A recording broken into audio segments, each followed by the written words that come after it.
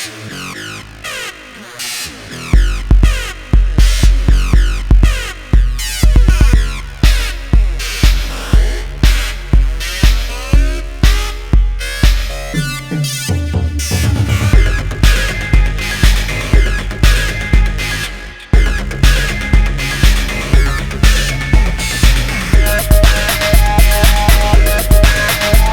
up, everybody? It's Ray Charles' favorite nerd, and today we are looking at Maketoys Axel, which is their homage to Protect-A-Bot Groove. I can't help but wonder if Axel isn't a Beverly Hills Cop reference also. I hope it is anyway.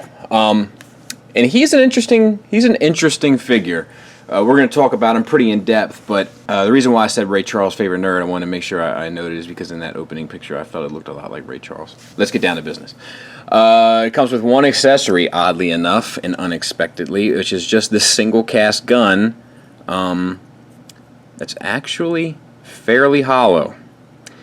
And it reminds me of a lot of things that Hasbro is doing now, and I do not like that one bit.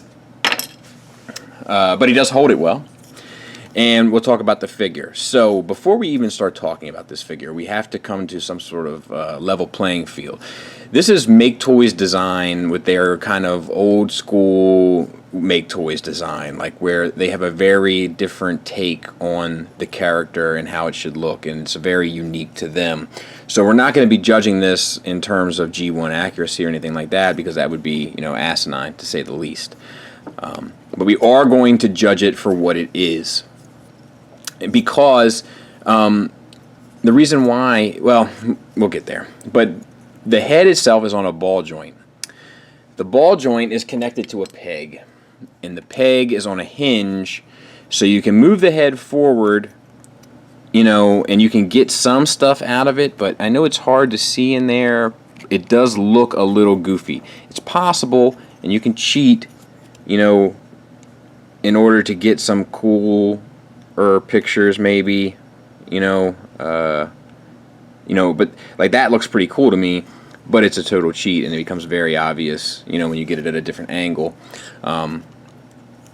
But it's supposed to sit back like that, but when it sits back like that, the range of motion is extremely limited. You bring it up a little bit, you get pretty much the full range of the ball joint, and then you just try to hide it the best you can. Or you can bring it up and manipulate it and then push it back down, and you can kind of get what you're looking for. So not the best design, but not the worst.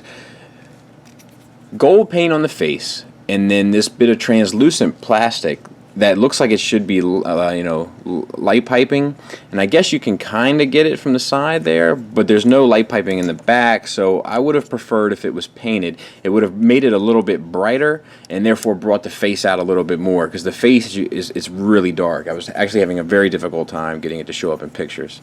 So that's that. Shoulders are on hinges. Now these handlebars here, some of this kibble gets in the way,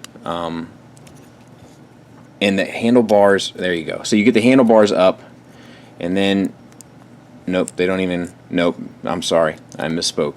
So no, this is where it stops, right there.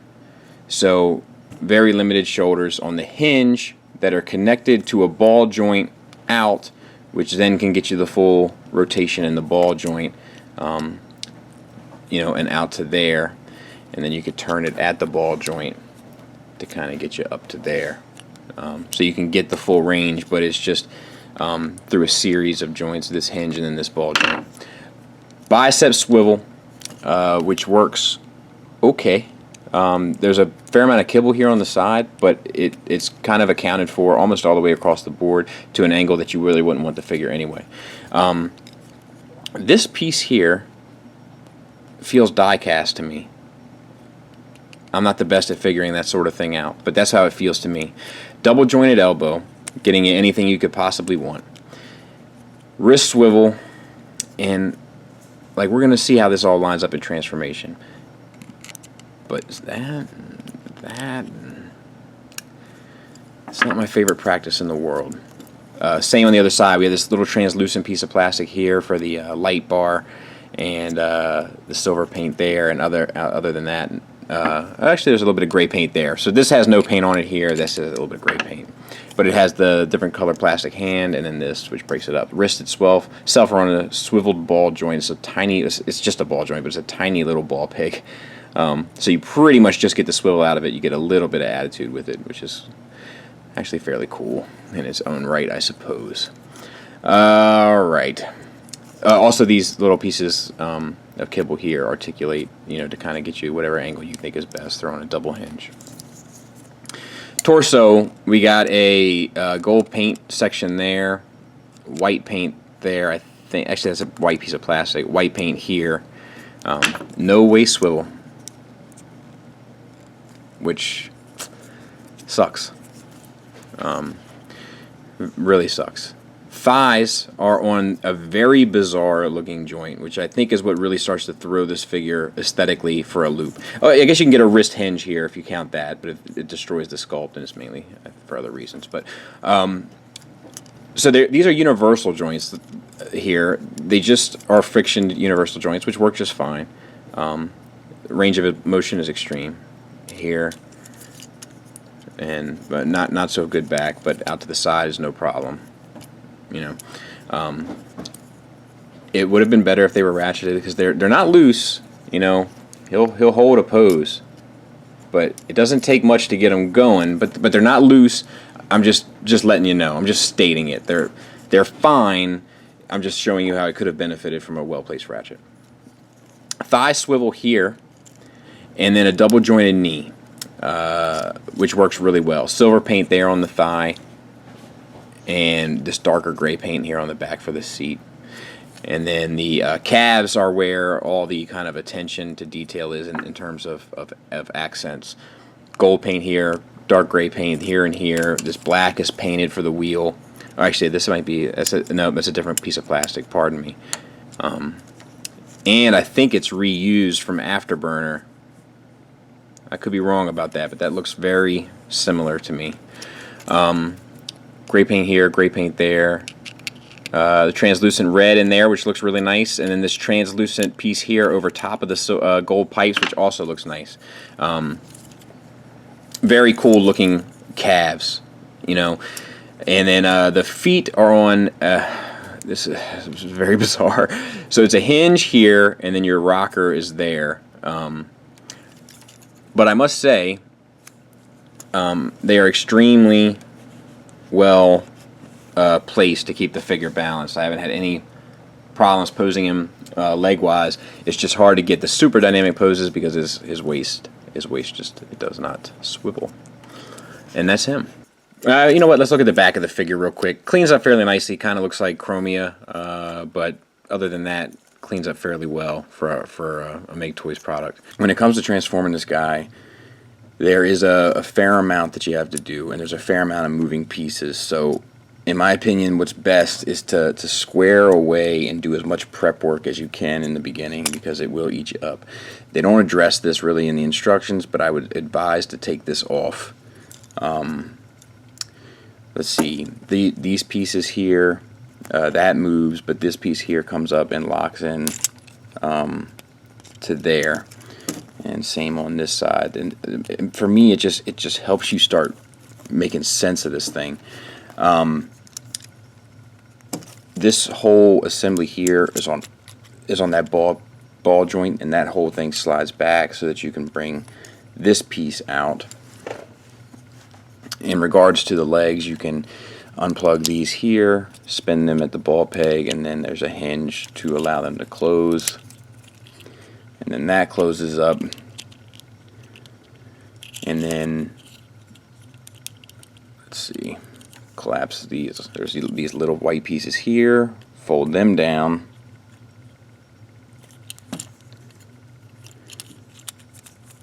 and you can bring this chest piece down. They're on two hinges.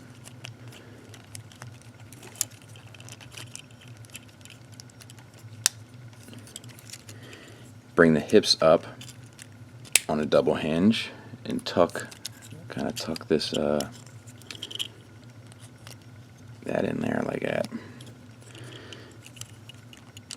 square away the knee so that that whole piece in there lines up properly. I'll show you better on this next one. Then you close that.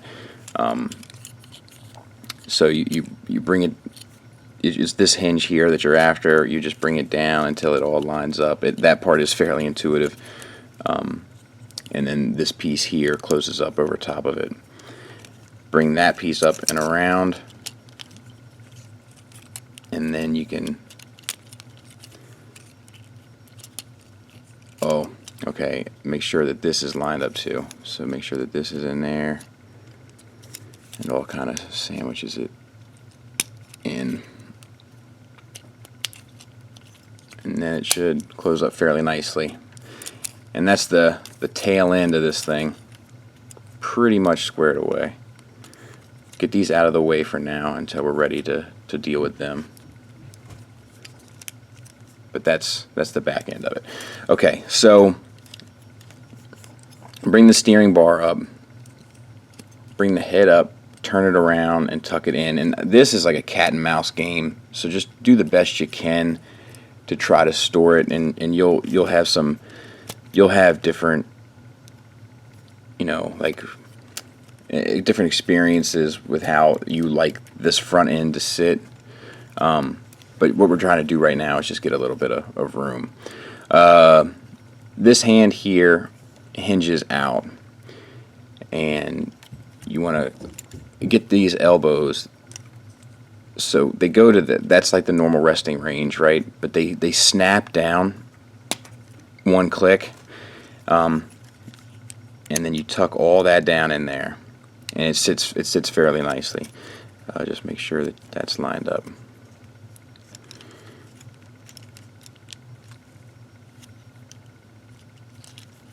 Something like that.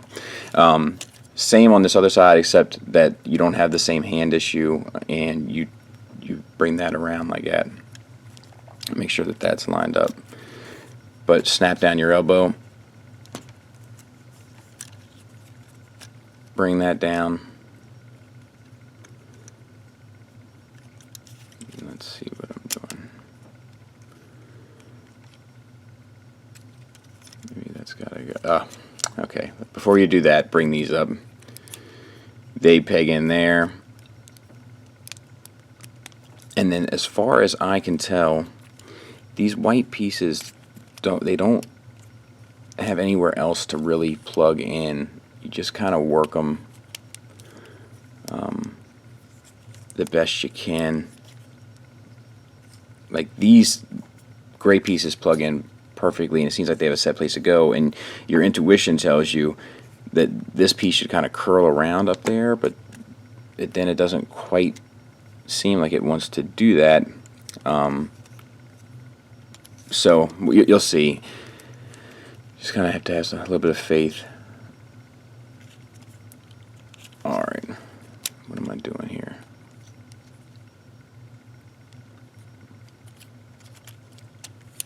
Let's bring these down.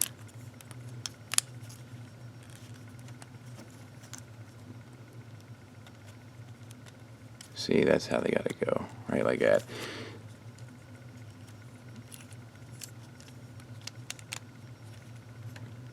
And that's the only way that I can tell how to make it work, because I need to use the other pieces as a guide. And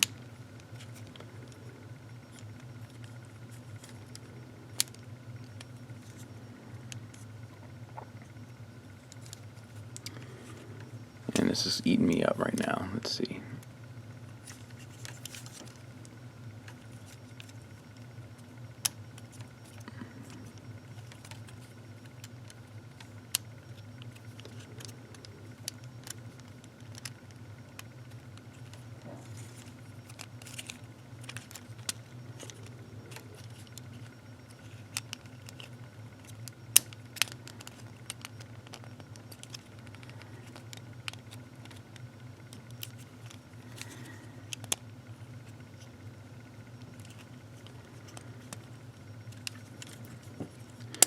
There.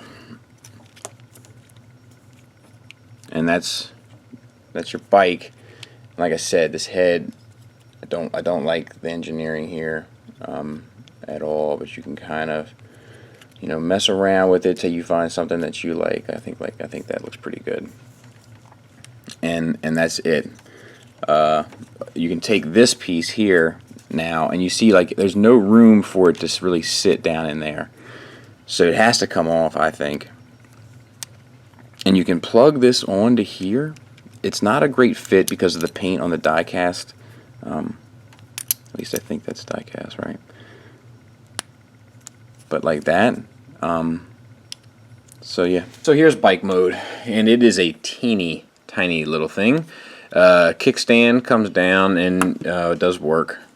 And these back wheels don't really spin all that well. It's possible that that's a little better. Now they do. That's on me. Front wheel spins fine. You got the turn here and a little bit of action there. I gotta say, like, I'm not crazy about this, but it is like phenomenal, like how well everything is thought out on this unit. Like, I gotta hand it to them. Like, it's pretty impressive. The engineering on it is pretty impressive. It's a pain and it's not very fun, but it's pretty impressive. I like that too, kind of bat bike-ish, size comparison wise. You know, and there he is with a dog's car. A third-party Braun or Outback, and a Masterpiece car. So he is tiny. And the only other thing I was going to see was if a Biker Scout could ride him. Not too bad, actually. I wonder if we can't. Alright, that's pretty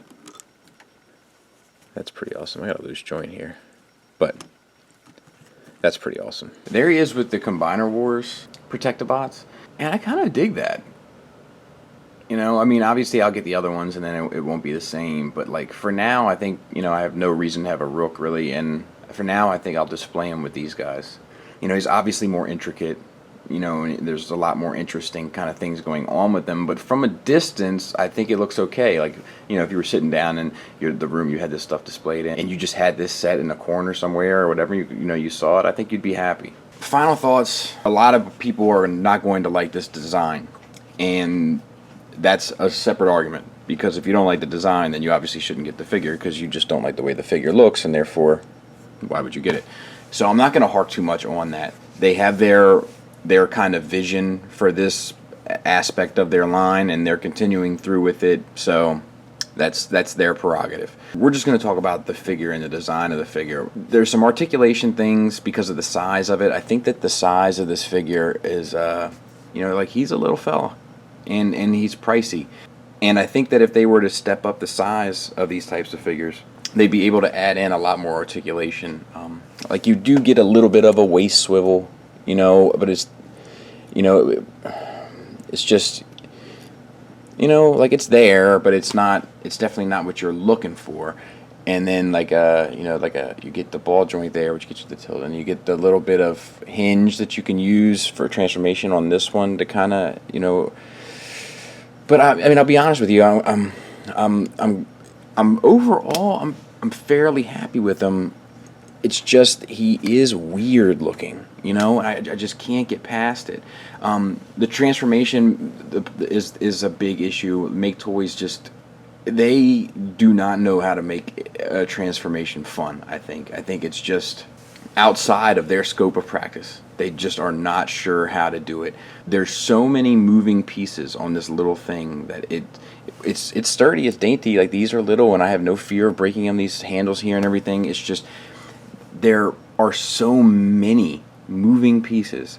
It's obnoxious. The transformation is just, it's obnoxious. I mean, I did it a few times, and you saw I still ended up struggling a bit. It's just, it's a bear. It's a burden. It's a pain. It's like that guy in the movie theater that's sitting behind you that won't shut up. Hope this movie's good. You know what I mean? This doesn't bother you, does it, Baldy? Oh. Yo! Nah, I'm in the theater. I hadn't started yet. But these people, they don't seem to mind. the positive side of this, like, he's a really fun action figure. Like, I've found myself like keep posing him and like manipulating him because, like, you know, the joints that do work well, like, you know, like the ball joints even, and the way that the hinges are right next to universal joints and all that kind of stuff, like, it does lend itself for you to pose this guy over and over and over again. And I do like using this as kind of like an arm cannon instead of flipped on his. Like, I just have found that to be more enjoyable. He is a really cool action figure, and I also really appreciate that they didn't do this in a box set, because I think it's giving me the time to appreciate each figure individually instead of trying to run through them so I can get them combined and kind of put them on a shelf. Do I recommend him? I think that if you are trying to make a Defensor and you don't have the TFC one and you waited for this one, I think it might be worth waiting to see how the MMC one comes out. I think that might be worth waiting for. But if you really want like a chug size Defensor, like a proper one, like one that looks cool, I think this would be a decent way to go so far. It's very stylized, and it's not what you're used to, and it is a pain to transform. But once you got it in both modes are extremely fun. I love the bike mode. I might display this set in alt mode. This might be my alt mode set. So, yeah, it's a tough call. You kind of got to be in for the aesthetic. You kind of got to be in for the size. If you are, I think you'll be happy. If you're not, there's nothing about this that I think will sway you, but he is a lot of fun. It's just getting him from one fun mode to the other fun mode that's not. Thanks for listening. Thanks for watching. Until next time, take care.